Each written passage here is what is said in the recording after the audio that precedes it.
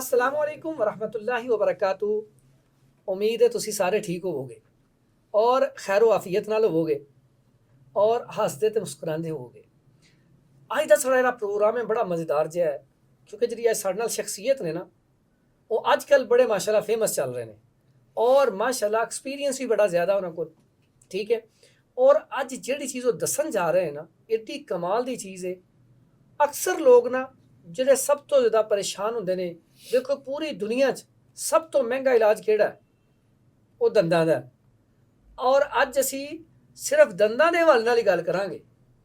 ਅਕਸਰ ਲੋਕ ਪਰੇਸ਼ਾਨ ਨੇ, ਮੂੰਹ 'ਚੋਂ ਖੂਨ ਆ ਰਿਹਾ ਹੈ, ਬੁਰਸ਼ ਕਰਦੇ ਆ ਖੂਨ ਆਉਣਾ ਸ਼ੁਰੂ ਹੋ ਜਾਂਦਾ ਹੈ, ਠੰਡਾ ਤੱਤਾ ਲੱਗਦਾ ਹੈ, ਦੰਦ ਕਮਜ਼ੋਰ ਹੁੰਦੇ ਜਾ ਰਹੇ ਨੇ ਔਰ ਦੰਦਾਂ ਦੇ ਅੰਦਰ ਰੇਸ਼ਾ ਪਸ ਪੈ ਜਾਂਦੀ ਹੈ।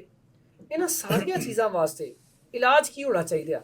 ਔਰ ਸਭ ਤੋਂ ਪਹਿਲੇ ਤੇ ਇਹਦੇ 'ਚ ਅਸੀਂ ਹਕੀਮ ਸਾਹਿਬ ਨੂੰ ਪੁੱਛਾਂਗੇ ਇਹਦਾ ਸਬਬ ਕੀ ਹੁੰਦਾ ਜੇ, ਇਹ ਵੀ ਸਾਨੂੰ ਦੱਸੋ ਇਹਦਾ ਸਬਬ ਕੀ ਹੈ, ਫਿਰ ਇਹਦੀਆਂ ਕਿਹੜੀਆਂ ਕਿਹੜੀਆਂ ਅਲਾਮਤਾਂ ਕਿੰਜ ਸਾਨੂੰ ਪਤਾ ਲੱਗੇਗਾ ਕਿ ਸਾਡੇ ਦੰਦ ਖਰਾਬ ਹੋ ਰਹੇ ਨੇ।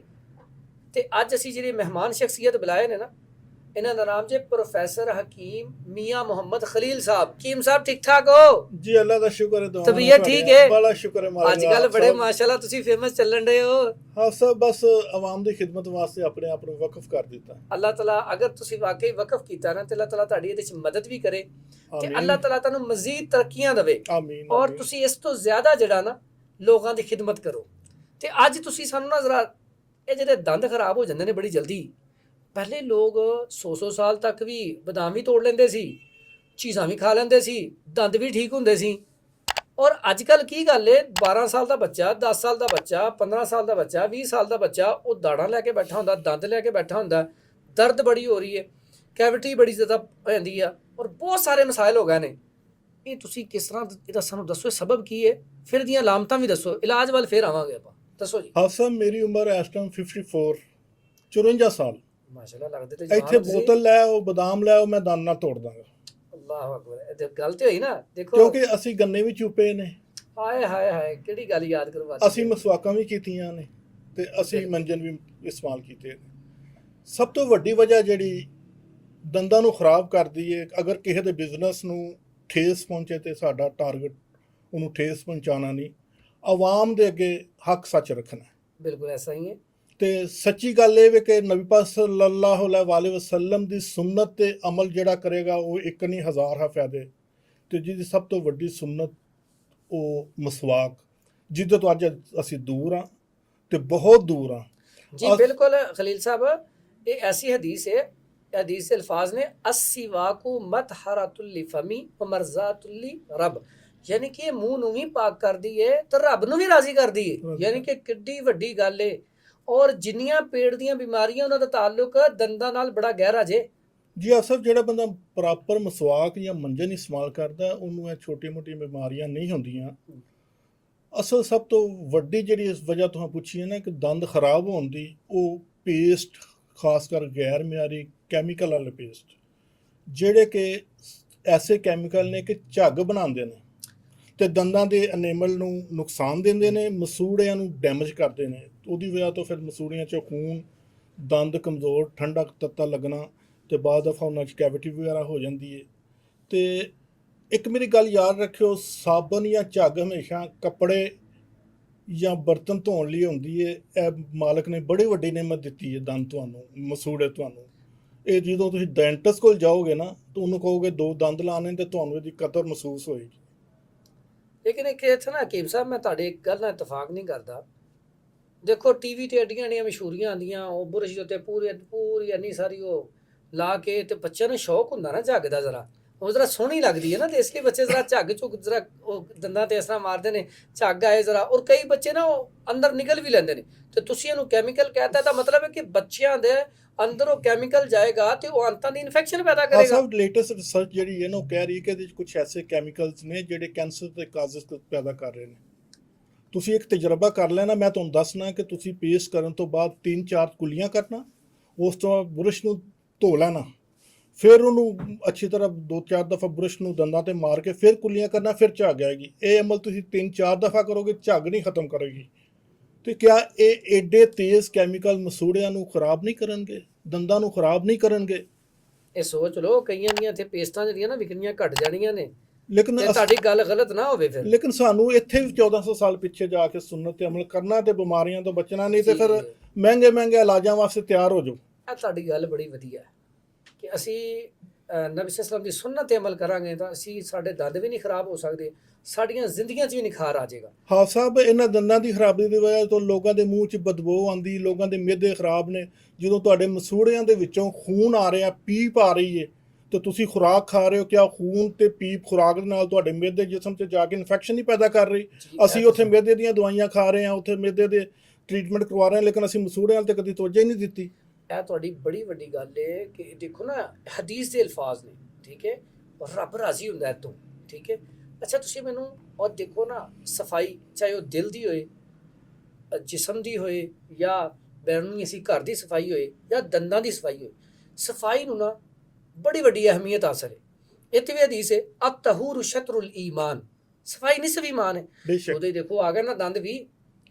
ਤੁਸੀਂ ਮੈਨੂੰ ਇਹ ਦੱਸੋ, ਅਸੀਂ ਇਹਦੇ 'ਚ ਹੁਣ ਕਰੀਏ ਕੀ? ਜਿਹੜਾ ਬੰਦਾ ਉਹਦੇ ਮੂੰਹ 'ਚੋਂ ਖੂਨ ਆਉਂਦਾ ਹੈ, ਠੀਕ ਹੈ, ਉਹਦੇ ਮਸੂੜੇ ਪੱਕੇ ਹੋਏ ਨੇ, ਠੀਕ ਹੈ, ਸੋਜ਼ਸ਼ ਵੀ ਹੈ, ਦਰਦ ਵੀ ਹੈ, ਉਹ ਕਿਹੜਾ ਨੁਸਖਾ? ਕੋਈ ਹਕੀਮ ਸਾਹਿਬ ਕੋਈ ਚੰਗਾ ਜਿਹਾ ਨੁਸਖਾ ਵੀ ਤੇ ਦਿਓ ਨਾ। ਆਵਾਮ ਹੁਣ ਪਰੇਸ਼ਾਨ ਹੈ, ਤੁਸੀਂ ਲੋਕਾਂ ਦੀ ਪੇਸ ਤੇ ਬੰਦ ਕਰਵਾਤੀ, ਹੁਣ ਕੁਛ ਕੋਲੋਂ ਵੀ ਤੇ ਦੱਸੋ ਨਾ। ਲੇਕਿਨ ਕੋਈ ਨੁਸਖਾ ਵੀ ਐਸਾ ਦੱਸਣਾ ਜਿਹੜਾ ਵਾਕਈ, ਉਹ ਜਿਹੜਾ ਤੁਸੀਂ ਕਹਿੰਦੇ ਨਾ ਜੱਦੀ ਪੁਸ਼ਤੀ, ਉਹ ਤੁਹਾਡੇ ਬਾਓ ਅਜਦਾਦ ਤੋਂ ਚੱਲਦਾ ਆ ਰਿਹਾ ਹੋਵੇ, ਕੋਈ ਕੰਮ ਦਾ ਨੁਸਖਾ ਦੱਸਣਾ। ਕਿਉਂਕਿ ਆਵਾਮ ਦੇ ਤੁਸੀਂ ਪੇਸਟਾਂ ਬੰਦ ਕਰਵਾ ਰਹੇ ਹੋ ਨਾ, ਤੇ ਲੜਾਈ ਹੋ ਜਾਣੀ ਜੇ। ਆਫ ਸਾਹਿਬ, ਕਈ ਡੈਂਟਿਸਟ ਮੇਰੇ ਖਿਲਾਫ ਹੋ ਜਾਣਗੇ ਜਿਨ੍ਹਾਂ ਦੇ ਕੋਲ ਮਰੀਜ਼ ਜਾਂਦੇ ਨੇ, ਕੋਈ ਦਰਦਾਂ ਲੈ ਕੇ ਜਾ ਰਿਹਾ, ਕੋਈ ਇਨਫੈਕਸ਼ਨ ਲੈ ਕੇ ਜਾ ਰਿਹਾ, ਕੋਈ ਕੁਛ ਲੈ ਕੇ ਜਾ ਰਿਹਾ, ਉਹ ਇਹਦੇ ਨਾਲ ਠੀਕ ਹੋ ਗਈ ਤੇ ਫਿਰ ਉਹ।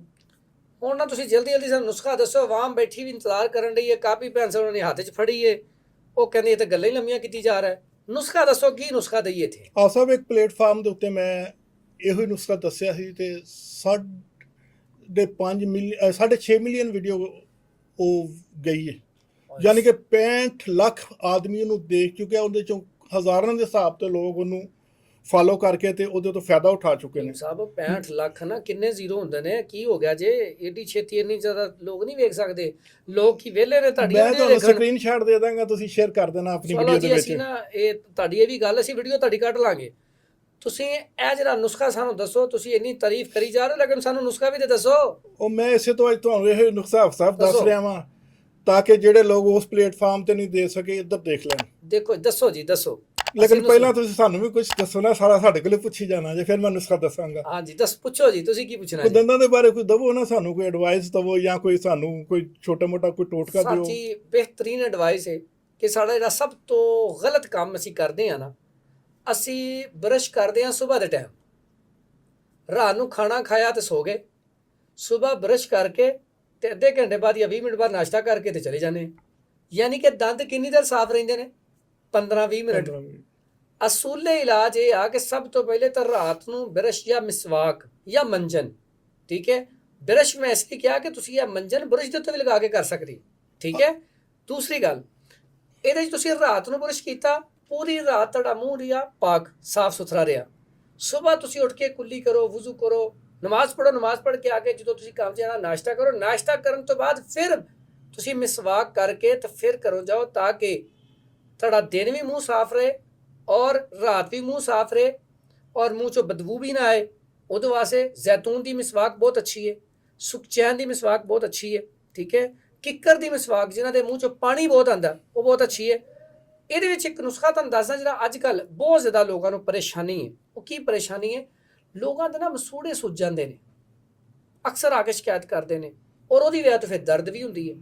ਬੜਾ ਆਸਾਨ ਜਿਹਾ ਸਾਦਾ ਜਿਹਾ, ਇਹ ਤੁਹਾਡੇ ਕੋਲ ਸਾਹਮਣੇ ਨਾ, ਘਰ ਦੀ ਸਭ ਤੋਂ ਸਸਤੀ ਪਾਕਿਸਤਾਨ 'ਚ ਇਹੀ ਚੀਜ਼ ਹੈ, ਸਭ ਤੋਂ ਸਸਤੀ ਨਮਕ ਜੀ, ਚਿੱਟਾ ਨਮਕ ਲਓ। ਇਹਦਾ ਤਰੀਕਾ ਵੀ ਦੱਸ ਦੇਣਾ ਸਾਨੂੰ। ਬੜਾ ਸੌਖਾ ਜੇ, ਬੜਾ ਸੌਖਾ ਤਰੀਕਾ ਜੇ। ਇਹਨੂੰ ਸਾਜੀ ਤੁਸੀਂ 1 ਕੱਪ ਗਰਮ ਪਾਣੀ ਲੈਣਾ, ਉਹਦੇ 'ਚ ਇਹਨੂੰ ਤੁਸੀਂ 2-4 ਚੁਟਕੀਆਂ ਪਾ ਲਓ, 5 ਚੁਟਕੀਆਂ ਇਹਨੂੰ ਪਾ ਕੇ ਉਹਨੂੰ ਹਿਲਾ ਲਓ, ਹਿਲਾ ਕੇ ਉਹਦੀਆਂ ਕੁੱਲੀਆਂ ਕਰਨੀਆਂ ਸਵੇਰ ਸ਼ਾਮ 2-3 ਦਫਾ ਕੁੱਲੀਆਂ ਕਰ ਲੀਆਂ, ਇਹਨਾਂ ਸੋਜ਼ਿਸ਼ ਕੰਮ ਹੋ ਜਾਏਗੀ।